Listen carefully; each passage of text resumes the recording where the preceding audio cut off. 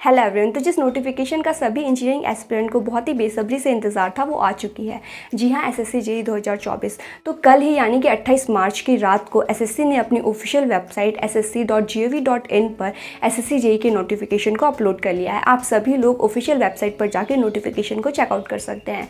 तो आज की इस वीडियो में हम लोग नोटिफिकेशन से रिलेटेड जो भी बेसिक पॉइंट है और इंपॉर्टेंट इन्फॉर्मेशन है उससे शेयर करने वाले हैं। तो चलिए वीडियो को शुरू करते हैं। तो किसी भी नोटिफिकेशन में जो सबसे इंपॉर्टेंट चीज़ होती है वो होती है कि कौन सी डेट से फॉर्म फिलिंग या ऑनलाइन एप्लीकेशन शुरू होने वाली है। तो अगर हम इसकी बात करें तो वो है 28 मार्च से जो फॉर्म फिलिंग है वो स्टार्ट हो चुकी है। आप लोग अब फॉर्म को फिल कर सकते हैं। अगर हम लोग last date of form filling की बात करें तो वो है 18 अप्रैल। तो आप लोगों के पास लगभग 20 दिन का टाइम है फॉर्म को फिल करने का। तो फिर ये बहुत ही कम टाइम है, तो आप लोग बहुत ही सावधानी से और जल्दी जल्दी अपने फॉर्म को फिल कर लीजिएगा।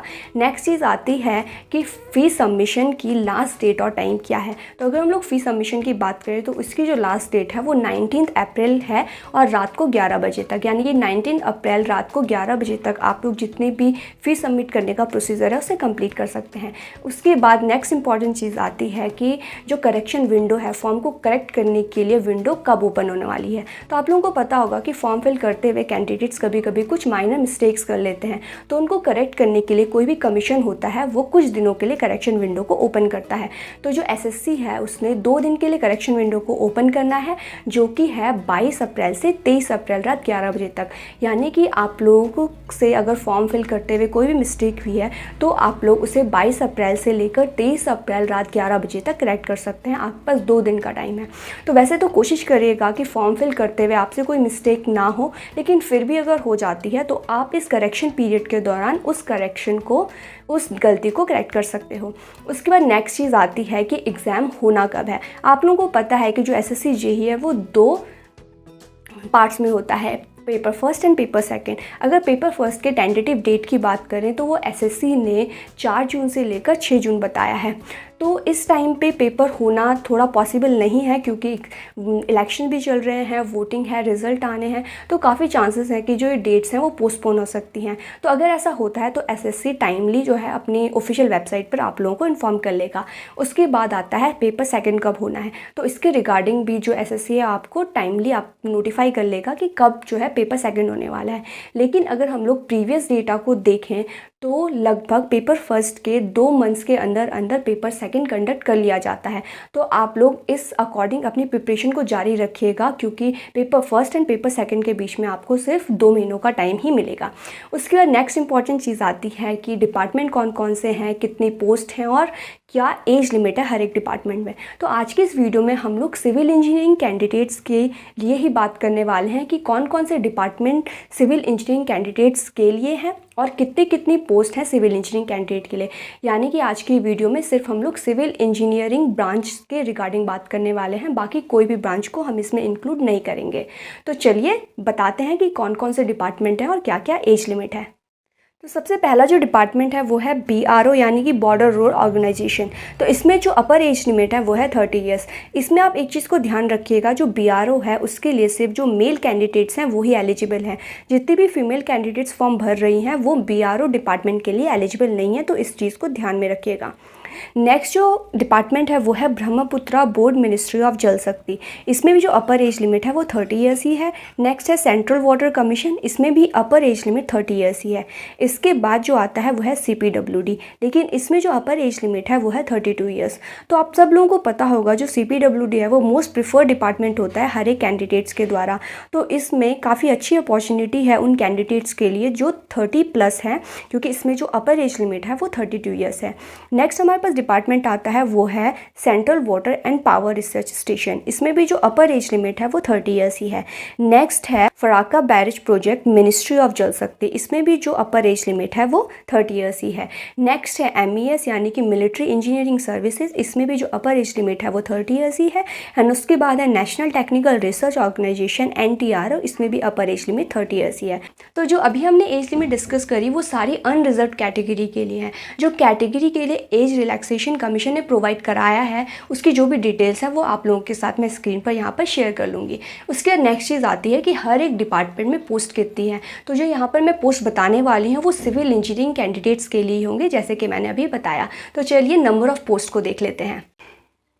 अगर हम टोटल नंबर ऑफ पोस्ट की बात करें तो बीआरओ में टोटल पोस्ट हैं 438, Brahmaputra board ministry of Jal Shakti में टोटल पोस्ट हैं 2, सेंट्रल वाटर कमीशन में टोटल पोस्ट हैं 120, सीपीडब्ल्यूडी में टोटल पोस्ट हैं 217, central water power research station में है total post 3, Farakka barrage project ministry of Jal Shakti में है 2, एमईएस में जो नंबर ऑफ पोस्ट हैं वो बाद में नोटिफाई कर देगा कमीशन, ये आप लोग नोटिफिकेशन में पढ़ सकते हैं।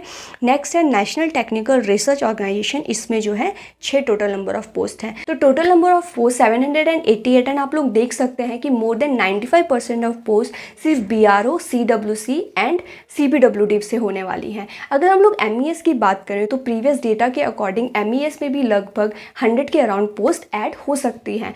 तो इससे यानी कि total number of post civil engineering candidate के लिए लगभग 900 पहुंच सकती है। तो ये थी टोटल नंबर ऑफ पोस्ट की बात। तो नेक्स्ट इंपॉर्टेंट चीज़ आती है कि एग्जाम पैटर्न क्या होने वाला है। तो आप लोगों को पता होगा कि एसएससी जेई 2 पार्ट्स में होता है, पेपर 1 एंड पेपर 2। दोनों ही पेपर ऑब्जेक्टिव टाइप होने वाले हैं, यानी कि मल्टीपल चॉइस क्वेश्चन पूछे जाएंगे एंड जो क्वेश्चन है वो हिंदी और इंग्लिश दोनों लैंग्वेज में पूछे जाएंगे। तो चलिए अब बात करते हैं कि पेपर फर्स्ट और पेपर 2 कितने कितने मार्क्स के होने वाले हैं और कौन कौन से टॉपिक से आपके क्वेश्चन पूछे जाएंगे। तो सबसे पहले अगर हम लोग पेपर फर्स्ट की बात करें तो वो सीबीटी यानी कि कंप्यूटर बेस्ड होने वाला है। इसमें अगर हम टोटल नंबर ऑफ क्वेश्चंस देखें तो वो 200 होंगे। तो उसमें सिर्फ जो 50 क्वेश्चंस है वो जनरल इंटेलिजेंस एंड रीजनिंग से पूछे जाएंगे, जो कि हर एक क्वेश्चन 1 नंबर का होगा। जो नेक्स्ट है 50 क्वेश्चन वो जनरल अवेयरनेस से पूछे जाएंगे, इसमें भी हर एक क्वेश्चन 1 मार्क का होगा। एंड जो रिमेनिंग 100 क्वेश्चन है वो आपके रिस्पेक्टिव टेक्निकल सब्जेक्ट से पूछे जाएंगे। अगर आप लोग सिविल इंजीनियरिंग स्टूडेंट हैं तो उस सब्जेक्ट से पूछे जाएंगे, अगर आप लोग इलेक्ट्रिकल इंजीनियरिंग के हैं तो electrical engineering and mechanical engineering के हैं तो मैकेनिकल इंजीनियरिंग के सब्जेक्ट्स आपसे पूछे जाएंगे टेक्निकल। तो टोटल आपके 200 मार्क्स हुए और जो ड्यूरेशन आपको मिलेगा वो 2 आवर्स मिलेगा, यानी कि 2 आवर्स में आपको 200 क्वेश्चन को अटैम्प्ट करना है। अगर हम लोग पेपर 1 में नेगेटिव मार्किंग की बात करें तो वो 0.25 marks for each wrong answer, यानी कि हर एक गलत आंसर के लिए आपके 0.25 मार्क्स डिडक्ट कर लिए जाएंगे। नेक्स्ट अगर हम लोग पेपर 2 की बात करें तो ये भी सीबीटी यानी कि कंप्यूटर बेस्ड ही होने वाला है एंड मल्टीपल चॉइस क्वेश्चन ही इसमें पूछे जाएंगे, यानी कि आपसे क्वेश्चन पूछे जाएंगे और आपको 4 ऑप्शन दिए जाएंगे। इसमें टोटल नंबर ऑफ क्वेश्चन 100 ही होने वाले हैं, लेकिन इसमें जो हर एक क्वेश्चन है वो 3 मार्क का होगा, यानी कि इसमें जो टोटल मार्क्स है आपको 300 होंगे। इसमें टोटल जो टाइम है आपको 2 आवर्स ही दिया जाएगा, आपको 2 आवर्स में 100 क्वेश्चन अटैम्प्ट करने हैं। लेकिन इसमें जो नेगेटिव मार्किंग है वो 1 mark for each wrong answer होगा, यानी कि आपके हर एक गलत आंसर के लिए आपका 1 मार्क डिडक्ट कर लिया जाएगा। तो ये थी एग्जाम पैटर्न से रिलेटेड कुछ इंपॉर्टेंट इन्फॉर्मेशन। अब नेक्स्ट ज़रूरी बात आती है कि सिलेक्शन होने कैसे वाला है। तो आप लोगों को बता दूं कि एसएससी में पेपर फर्स्ट एंड पेपर 2 के लिए आपको मिनिमम क्वालिफाइंग मार्क्स को स्कोर करना पड़ेगा।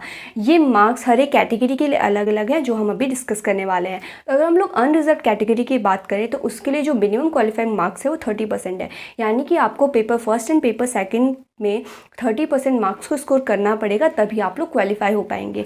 ईडब्ल्यूएस एंड ओबीसी के लिए मिनिमम क्वालिफाइंग मार्क्स 25% है एंड जो रिमेनिंग अदर कैटेगरीज है उनके लिए मिनिमम क्वालिफाइंग मार्क्स 20% है, यानी कि आपको अपनी रिस्पेक्टिव कैटेगरी के अकॉर्डिंग मार्क्स को स्कोर करना पड़ेगा क्वालिफाई करने के लिए। नेक्स्ट जो हमारे नॉर्मलाइज स्कोर के अकॉर्डिंग जो भी कैंडिडेट्स होंगे उनको शॉर्टलिस्ट किया जाएगा पेपर 2 में अपेयर होने के लिए, यानी कि जो पेपर फर्स्ट से शॉर्टलिस्टेड कैंडिडेट्स होंगे वही पेपर 2 देने के लिए एलिजिबल होंगे। नेक्स्ट जो आपका फाइनल सिलेक्शन है वो आपके पेपर फर्स्ट एंड पेपर 2 के कंबाइंड परफॉर्मेंस के बेस पे जो फाइनल मेरिट बनेगी उसके अकॉर्डिंग होगा। अब बात आती है कि अप्लाई कैसे करना है। तो ये जो पूरा एप्लीकेशन फॉर्म है ये ऑनलाइन मोड में अप्लाई होना है। इसके लिए आप लोगों को ऑफिशियल वेबसाइट पर जाना है एसएससी की, जो है ssc.gov.in। लेकिन इससे पहले आप लोगों को पता होगा कि एसएससी ने हाल ही में अपनी नई वेबसाइट लॉन्च करी है, जिसमें कि आपको फिर से 1 टाइम रजिस्ट्रेशन यानी कि OTR करना है। अगर आपका OTR पुरानी वेबसाइट में है तो वह वैलिड नहीं होगा, आपको नई वेबसाइट पर अपना फिर से OTR कराना होगा, इसके बाद ही आप फॉर्म फिल कर सकते हैं। तो जिन भी स्टूडेंट्स ने 1 टाइम रजिस्ट्रेशन नहीं कराया है नई वेबसाइट पर, वो जल्दी अपना 1 टाइम रजिस्ट्रेशन करा लें।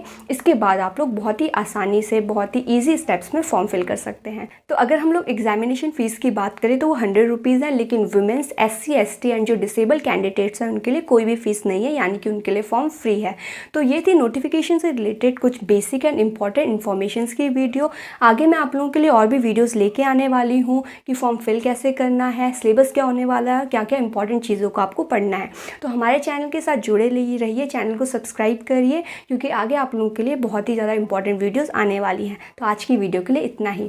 Thank you.